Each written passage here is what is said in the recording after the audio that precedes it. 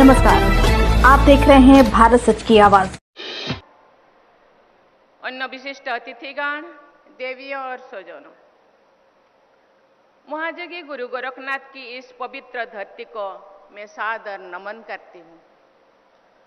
गुरु गोरखनाथ के बारे में कहा गया है कि आदि गुरु शंकराचार्य के बाद इतना प्रभावशाली और महिमापूर्ण महापुरुष भारतवर्ष में दोबारा नहीं हुआ है। गोरखपुर योग भूमि है। गुरु गोरखनाथ ने तो इस क्षेत्र को अक्षय आध्यात्मिक ऊर्जा से समृद्ध किया ही है। ये परमहंस जोगानंद की जन्मभूमि भी है। आप सभी भाई बहन ऐसे महान स्थानीय परंपराओं से जुड़े हुए हैं जिनका राष्ट्रीय महत्व है, जिनका पूरी मानवता पर प्रभाव है। ये प्रसन्नता की बात है कि श्री आदिनाथ, श्री वसेंद्रनाथ और श्री गोरखनाथ जी की परंपरा को आगे बढ़ाते हुए गोरखपुर से प्रसारित हुआ नाथ पंथ भारत के कोने कोने में तथा अन्य देशों में भी मानवता के कल्याण में सक्रिय है। तपस्या, साधना और अध्यात्म की ये धरती आत्मगौरव तथा राष्ट्र प्रेम की आधार भूमि भी है। 18वीं सदी के सन्यासी विद्रोह से लेकर के 1857 के स्वाधीनता संग्राम तक गोरखपुर एक नाथ पंथ की योगी जन कल्याण और स्वाधीनता संग्राम के सूत्रधार रहे हैं। इस धरती से बाबू बंधु सिंह और रामप्रसाद बिस्मिल जैसे बलिदानियों की गाथाएं जुड़ी है। गोरखपुर से जुड़ी ऐसे महान विभूतियों को मैं सादर प्रणाम करती हूँ, नमन करती हूँ। लगभग 100 वर्ष से गीता प्रेस गोरखपुर से ने भारत के जनमानस की धर्म और संस्कृति से जुड़ी रखने का महान कार्य किया है। संस्कृत और हिंदी के अलावा अन्य अनेक भाषाएं में गीता प्रेस की प्रकाशन उपलब्ध है। ओडिया भागवत के नाम से विख्यात अति बड़ी जगन्नाथ दास द्वारा रचित भागवत महापुराण को ओडिशा के लोग बड़े सम्मान से पढ़ते हैं। ओडिया भागवत का प्रकाशन और प्रसार भी गीता प्रेस गोरखपुर द्वारा किया गया है। कल शाम को मुझे श्री गोरखनाथ जी मंदिर से मैं दर्शन करने का मौका मिला, पूजन करने का मौका मिला। तब वहाँ मुझे ओडिया भाषा में गीता प्रेस गोरखपुर द्वारा प्रकाशित शिव पुराण और भागवत की प्रतियां भेंट की गई है। वे पुस्तकें मेरे पास गोरखपुर की अमूल्य सौगात और स्मृति के रूप में सदैव संरक्षित होकर के रहेगा। मुझे ये जानकर बहुत प्रसन्नता हो रही है कि विगत कुछ वर्षों में गोरखपुर में इंफ्रास्ट्रक्चर का बहुत तेज गति से विकास हो रहा है। गोरखपुर इंडस्ट्रियल डेवलपमेंट अथॉरिटी यानी गीडा की गतिविधियों से बड़े पैमाने पर विस्तार हुआ है। यहाँ के टेराकोटा के कलात्मक उत्पादन देश विदेश में निरंतर और अधिक लोकप्रिय हो रही है। ऐसे अनेक उपलब्धियां से यहाँ के निवासियों में निश्चित ही नई ऊर्जा और आकांक्षाओं का संचार हो रहा है। देवी और स्वजनों, भाई और बहनों, महाजोगी गुरु गोरखनाथ जैसे विलक्षण विभूति के पवित्र नाम से जुड़े इस विश्वविद्यालय में आकर उनके प्रति श्रद्धा मुझ में और अधिक प्रबल संचार हो रही है। मैं महाजोगी गुरु गोरखनाथ जी की पावन स्मृति को सादर नमन करती हूँ। ये विश्वविद्यालय हमारी समृद्ध प्राचीन परंपराओं का नवनिर्मित तथा प्रभावशाली आधुनिक केंद्र है। इस विश्वविद्यालय का लोकार्पण करके मुझे बहुत प्रसन्नता हो रही है। ये लोकार्पण उत्तर प्रदेश ही नहीं अपितु पूरे देश में मेडिकल एजुकेशन और चिकित्सा सेवा के विकास में एक मील का पत्थर साबित होगा। मुझे ये जानकर खुशी हो रही है कि यहाँ उच्च स्तरीय सुविधाओं का निर्माण किया गया है। इन सुविधाओं का लाभ बड़ी संख्या में जनसामान्य को सुलभ होने लगा है। मुझे बताया गया है कि इस विश्वविद्यालय से संबंध लगभग 100 आयुष कॉलेज यहाँ की उत्कृष्टता से लाभान्वित हो रही है। यहाँ आयुष पद्धतियों में स्नातक से लेकर उच्चतम उपाधियों के स्तर पर भी शिक्षण एवं शोध कार्य किया जा रहा है, आगे किया जाएगा। आयुष पद्धतियों से जुड़े रोजगारपरक पाठ्यक्रमों की शिक्षा भी यहाँ दी जाएगी। मुझे ये भी बताया गया है कि पारंपरिक चिकित्सा पद्धतियों को अंतर्राष्ट्रीय मानकों के अनुरूप विश्व स्तरीय और स्वीकार्य बनाने के लिए यहाँ शोध कार्यों पर विशेष बल दिया जाएगा।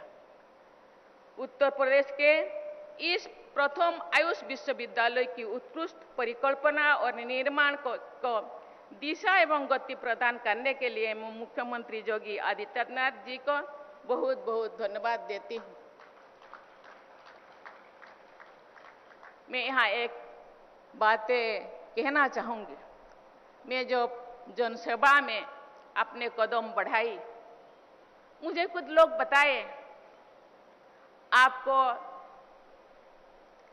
अथक सेवाधारी बनना है। अथक मीन्स जनसेवा में थकना मना है। आप थक नहीं सकते, दिन रात आपको परिश्रम करना पड़ेगा। आपको निद्राजीत बनना है। मैंने बोली निद्राजीत बनने के लिए डॉक्टर कहते हैं कि आपको 6 या 8 घंटा आपको काम करना पड़ेगा, सोना पड़ेगा, नहीं तो आपकी बॉडी आपको साथ नहीं देगा।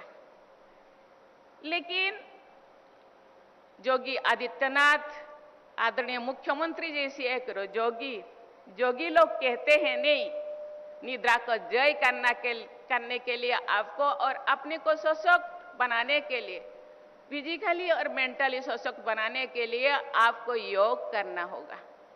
योग करने से 8 घंटा का जो नींद आपको 3 घंटे में ही पूरा होगा। मैं धन्यवाद देना चाहती हूं उनका अथक परिश्रम, जनता के प्रति समर्पण भाव,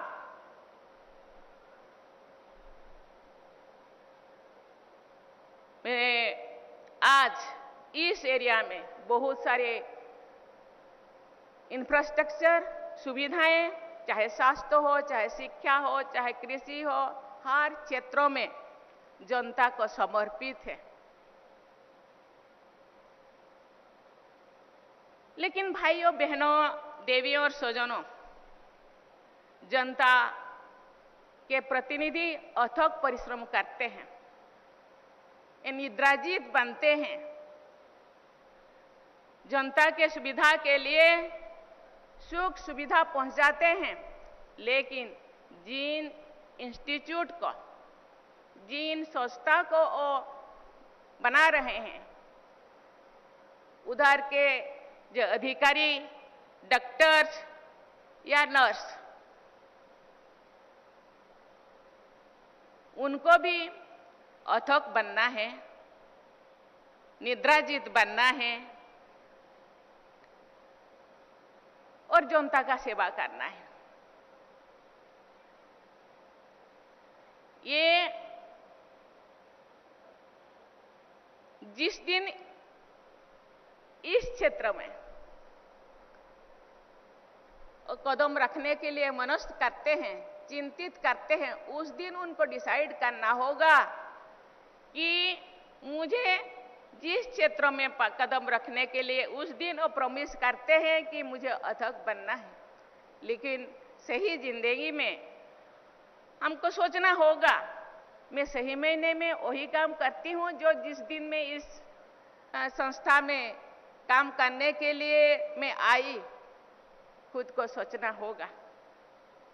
इसीलिए मैं सभी को, जितने डॉक्टर्स, जितने नर्सेस, जितने सेवादारी को, ये आप लोग जीवनदायिनी है। जीवन जीने के लिए सुविधा जोगी जी जैसे, मंत्री जैसे, राज्यपाल जैसे संस्थाएं आपको दे देते हैं। लेकिन उस संस्था का जो प्रयोग आपके हाथों हो रही है, इसीलिए क्योंकि हम भी भाइयों बहनों और देवियों स्वजनों, हम भारत की संतान हैं, इसीलिए हम बहुत ही भाग्यशाली हैं। कहा जाता है कि भारत जोगी ऋषियों की भूमि है। कहा जाता है जोगी और उनके हम दायाद है, उत्तर पीढ़ी है। कहा जाता है जोगी ऋषि 300 साल, 400 साल, 200 साल जीते थे। कहा जाता है ये जो शरीर पंचभूतों से तैयारी हुआ है, जल, स्थल, आकाश, ये जिस चीज को हम अभी लेते हैं, इसीलिए ऋषि बागभट कहते हैं जिंदगी जीने के लिए उसको जो पूछा गया, उसको पूछते हैं कि जिंदगी स्वस्थ रखने के लिए क्या चाहिए? हितभुक, ऋतभुक और मितभुक। हितकर, मित और सात्विक। आज जिस चीज को आदरणीय राज्यपाल ने बोले, इसीलिए हमको ध्यान देना होगा। आज हम लोगों के पास संसाधन है, हम लोगों के पास बहुत सारे सुविधाएं हैं, लेकिन सही मायने में हर सुविधा को आप अपने शरीर के लिए यूज करें, यूटिलाइज करें, और जो यूटिलाइज करेंगे हम लोगों का स्वास्थ्य ठीक मायने में स्वस्थ रहेगा। इसीलिए आज जो भी स्कूलें हैं, कॉलेजेस हैं, और सही है, मैं धन्यवाद देना चाहती हूँ प्रधानमंत्री नरेंद्र मोदी जी को। आज इंटरनेशनल योगा डे हो रहा है। योगा केवल एक दिन का नहीं है। मैं मानती हूँ जो योगा है, जो खेती करते हैं, जो जंगलों में काम करते हैं, जो इंडस्ट्री में जो हार्डवर्क करते हैं, उनके लिए योगा आवश्यकता नहीं है।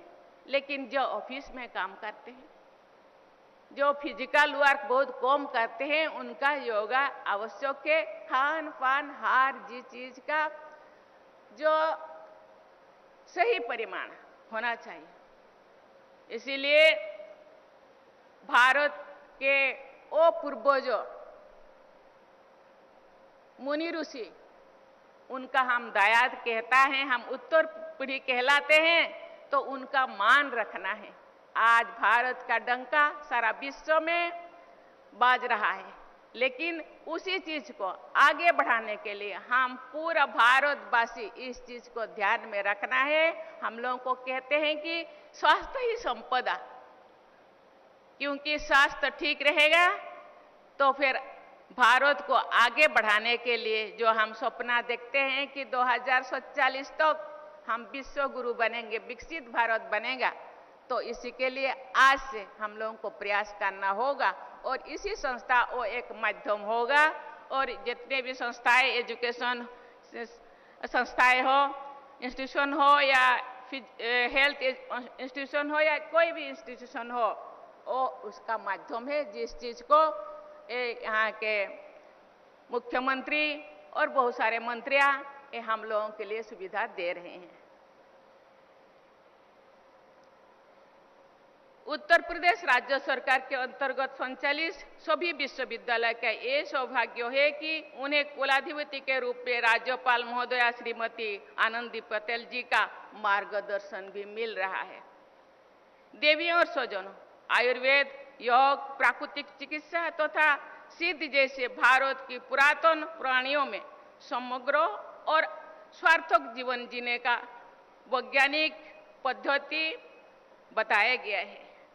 100 वर्षों से भी अधिक आयु तक सभी इंद्रियों को समर्थ बनाए रखने तथा स्वावलंबी बने रहने के लिए प्राचीन जो पदार्थ ये प्रमाणित करती है कि आयुर्वेद, योग एवं प्राकृतिक चिकित्सा पर आधारित हमारी पारंपरिक जीवन शैली बहुत ही अच्छा था। उसको हम लोगों को फॉलो करना पड़ेगा। हम दवा खाने के बाद भी हम लोगों को स्वस्थ रहने के लिए उसी परंपरा को हमको फॉलो करना पड़ेगा। आयुर्वेद पर आधारित हमारी प्राचीन जीवन शैली में दिनचर्या, ऋतुचर्या और रात्रिचर्या पर बहुत ध्यान दिया जाना चाहिए। संतुलित आहार, विहार और विचार को महत्व दिया जाता था, अभी भी हमको देना चाहिए। हमारे यहाँ आरोग्य को धर्म, अर्थ, कामों तथा मोक्षों की उत्तम आधारशिला माना गया है। आयुर्वेद हमारी धरती से जुड़ा हुआ है। हमारे खेतों में, हमारे जंगलों में औषधियों, वनस्पतियों और जड़ी बूटियों का खजाना आज भी मौजूद है। इन पर आधारित आसोप और अरिष्ट औषधियों की कोई एक्सपायरी डेट नहीं है। हम जो एलोपैथी दवा लेते हैं, कभी कभी उसका एक्सपायरी डेट होता है, लेकिन आयुर्वेद में कोई एक्सपायरी डेट नहीं है। इससे आयुर्वेद चिकित्सा पद्धति की आश्चर्यजनक वैज्ञानिकता का प्रमाण मिलता है। देवी और स्वजनों, वसुधैव कुटुंबकम की सर्वसमावेशी एवं उपयोगी दृष्टि के आधार पर हमने विदेश में उत्पन्न हुई चिकित्सा पद्धतियों को भी आयुष पद्धतियों में शामिल किया है। आज यूनान तथा मध्य एशिया के देशों में यूनानी चिकित्सा पद्धति का उतना उपयोग नहीं होता है जितना कि भारत में होता है। जर्मनी में विकसित हुई होम्योपैथी चिकित्सा को हमारी देश ने पूरी तरह अपना लिया है। वर्ष 2014 में केंद्र सरकार ने तथा वर्ष 2017 से उत्तर प्रदेश सरकार ने आयुष विभागों की स्थापना करके देश विदेश की इन सभी उपयोगी पद्धतियों के नई ऊर्जा के साथ प्रोत्साहित किया है। ये प्रोत्साहन निरंतर आगे बढ़ रहा है।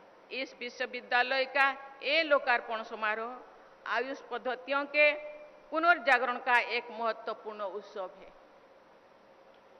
आयुष में समाहित आयुर्वेद, योग और सिद्ध पद्धतियां विश्व समुदाय को भारत की अनमोल सौगात है। आयुर्वेद का जनक भगवान धन्वंतरि को माना जाता है। चरक को काय चिकित्सा का एक सुश्रुत को शिल्प चिकित्सा का प्रवर्तक जाना जाता है।